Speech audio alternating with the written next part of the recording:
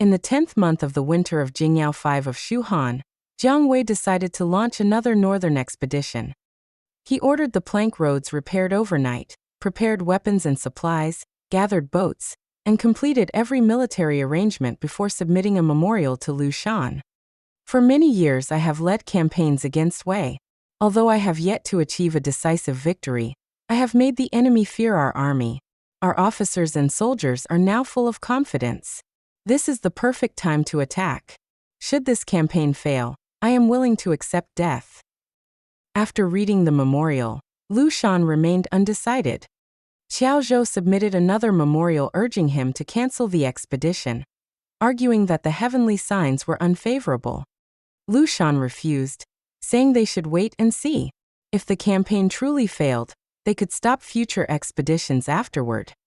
Unable to persuade the emperor, Xiao Zhou returned home in disappointment and claimed illness, no longer attending court. Before departing, Jiang Wei asked Liao Hua, "Where should we strike first?" Liao Hua advised against another campaign. Years of war had exhausted both the soldiers and the people, and Deng Ai was guarding Wei's western frontier.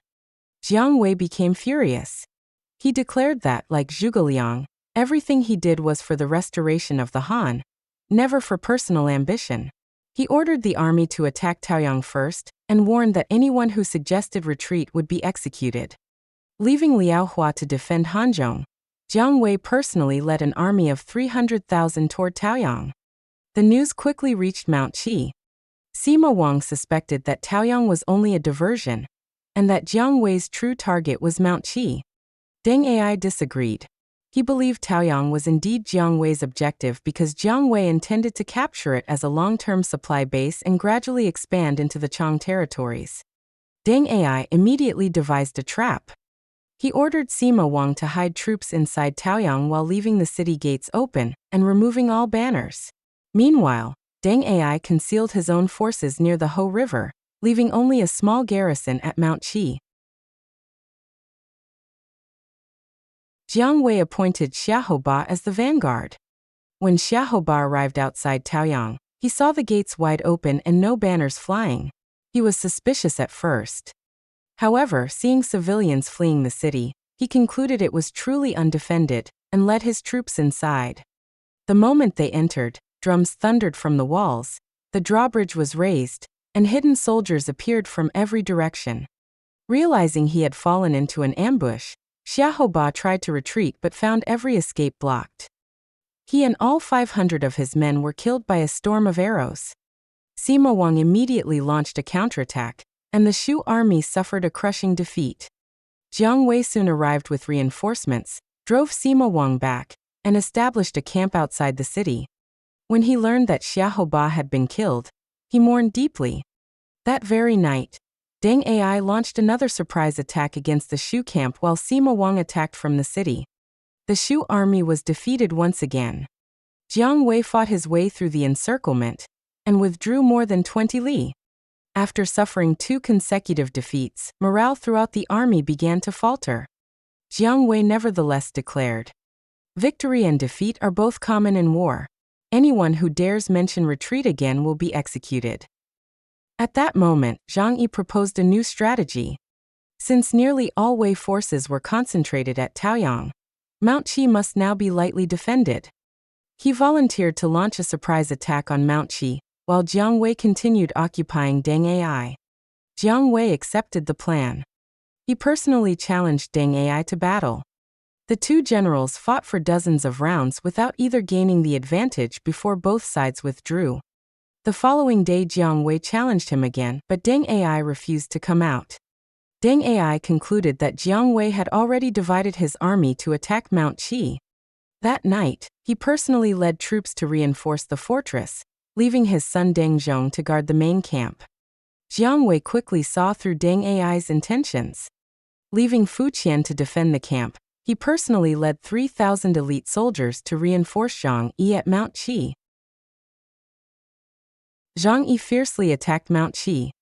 With only a small force, Shizhuan was close to losing the fortress. Just then, Deng Ai arrived with reinforcements. Not only did he drive back the Shu army, But he also trapped Jiang Wei behind the mountains and cut off his retreat. At the critical moment, Jiang Wei arrived with reinforcements. Caught between attacks from both front and rear, Deng Ai was finally forced to retreat. He withdrew into the Mount Qi fortress while Jiang Wei surrounded it from every direction and prepared for a prolonged siege. Meanwhile, serious problems were developing in Chengdu. Lu Shan had become completely absorbed in wine and pleasure, while placing increasing trust in the eunuch Huang Hao, neglecting state affairs. Around this time, the minister Lu Yan suspected that his wife Lady Hu had an improper relationship with Lu Shan after entering the palace. Enraged, he ordered his servants to beat her severely with shoes, nearly killing her. When Lu Shan heard of the incident, he was furious. Lu Yan was executed according to the law, and officials' wives were thereafter forbidden from entering the palace. However, many ministers regarded this as further proof that Lu Shan had become an incompetent and indulgent ruler. Loyal officials gradually withdrew from government, while flatterers gained increasing influence. Among them was Yan Yu, a man with virtually no military achievements who rose solely because he pleased Huang Hao. While Jiang Wei remained at the front, Huang Hao persuaded Lu Shan that Jiang Wei's many northern expeditions had accomplished nothing and suggested replacing him with Yan Yu. Lu Shan believed the slander. He issued 3 imperial edicts in succession, ordering Jiang Wei to return immediately. At that moment, Jiang Wei was steadily gaining the upper hand in the siege of Mount Qi. Despite his reluctance, he had no choice but to obey and withdraw. The next day, Deng Ai discovered that the Shu army had completely disappeared, leaving only empty camps behind. Fearing another trap, he chose not to pursue them. Jiang Wei returned to Hanzhong, settled the army, and then traveled to Chengdu to meet Lu Shan. To his surprise, Lu Shan refused to hold court for 10 consecutive days. Later, Jiang Wei met the court secretary Shi Zhang, who informed him that Huang Hao intended to replace him with Yan Yu and had engineered his recall. Jiang Wei flew into a rage and declared that he would kill Huang Hao. Shi Zhang immediately urged him to remain calm, warning that acting rashly would only bring disaster upon himself.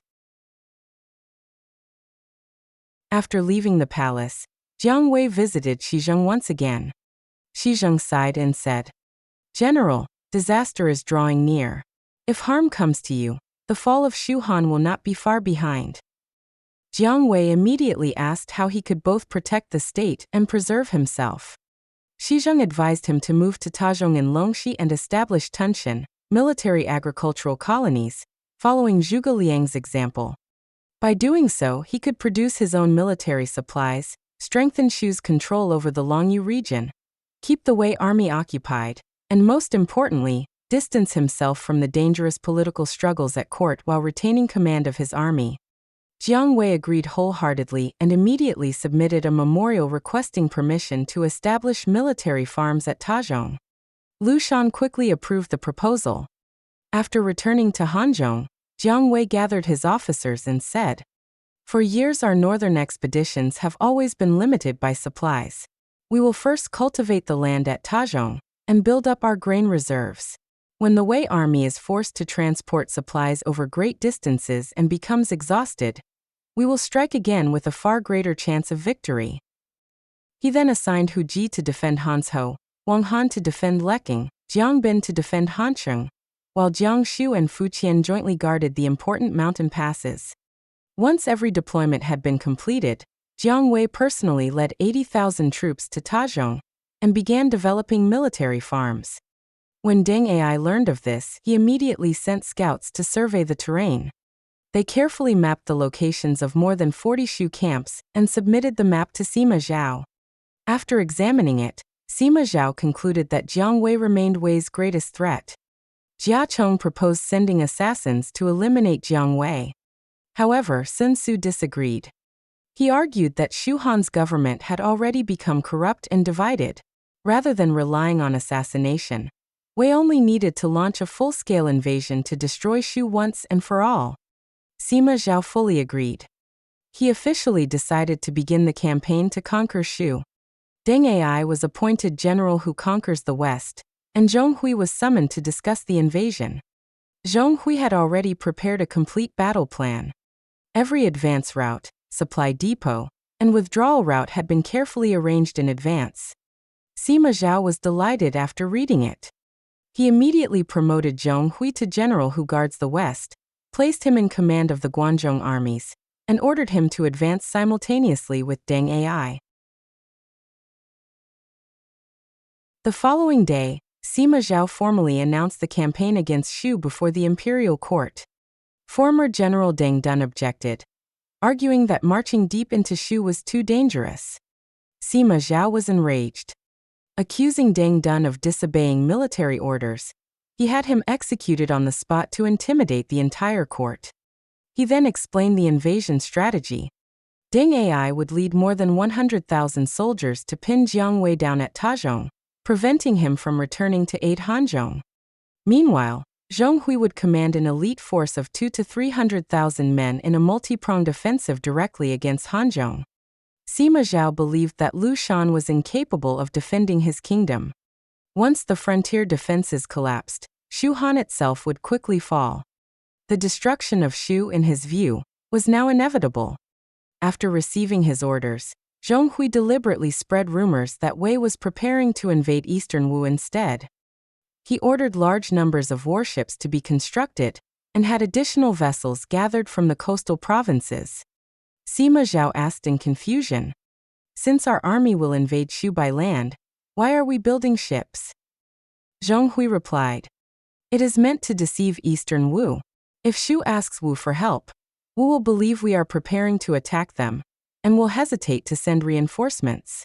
By the time Shu has fallen, our fleet will already be complete, allowing us to turn immediately against Wu." Sima Zhao greatly admired the plan and selected an auspicious day for the campaign.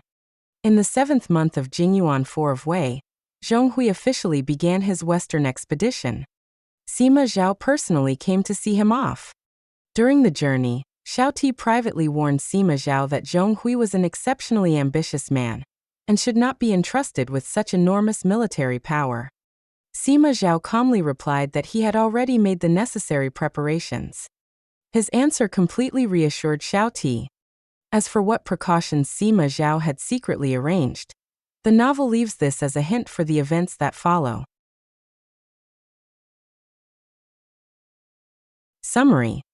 The central theme of this chapter is not the battles themselves, but the corruption within the Shu Han government. Although Jiang Wei skillfully matched wits with Deng Ai and gradually gained the upper hand on the battlefield, everything was undone because Huang Hao slandered him before the throne and Lu Shan believed those false accusations. Just as victory seemed within reach, 3 imperial edicts forced Jiang Wei to abandon the campaign and withdraw. After returning to Chengdu, Jiang Wei openly urged Lu Shan to execute Huang Hao, believing that only by eliminating the corrupt eunuch could the government be restored. Instead, Lu Shan dismissed his concerns and continued protecting Huang Hao. Realizing that the court could no longer be trusted, Jiang Wei accepted Shi Zheng's advice and relocated to Tazhong. There he established military farms to strengthen Shu's logistical foundation, while also distancing himself from the dangerous political struggles in the capital. At the same time, Sima Zhao formally committed Wei to the conquest of Shu. He entrusted Deng Ai and Zhong Hui with separate invasion forces, while Zhong Hui completed a meticulous campaign plan that would soon be put into action. From this point onward, the final campaign leading to the fall of Shu Han had officially begun. Historical notes. 1. Lu Shan's 3 imperial edicts, ordering Jiang Wei to retreat. One of the most famous episodes in the novel is Lu Shan issuing 3 consecutive imperial edicts recalling Jiang Wei just as he had trapped Deng Ai. However, no historical source records that Lu Shan sent 3 separate edicts forcing Jiang Wei to withdraw. Likewise, there is no historical evidence that Deng Ai was on the verge of total defeat, or that Jiang Wei lost a certain victory solely because he obeyed the recall order. 2. Jiang Wei confronting Huang Hao in person. The novel depicts Jiang Wei openly condemning Huang Hao in front of Lu Shan, demanding his immediate execution. Lu Shan even summons Huang Hao, who kneels before Jiang Wei and repeatedly begs for mercy. Historically, Jiang Wei did dislike Huang Hao's growing influence and feared being harmed by him. However, There is no record of such a dramatic face-to-face confrontation or public demand for Huang Hao's execution. 3. Jiang Wei nearly defeating Deng Ai at Mount Qi. The novel presents the campaign as though Jiang Wei had completely trapped Deng Ai and was only one step away from capturing Mount Qi before being forced to retreat. The historical records describe a far less dramatic situation. The two sides fought a series of offensive and defensive operations, but there is no evidence that Deng Ai's army was close to annihilation or that Mount Qi was on the verge of falling.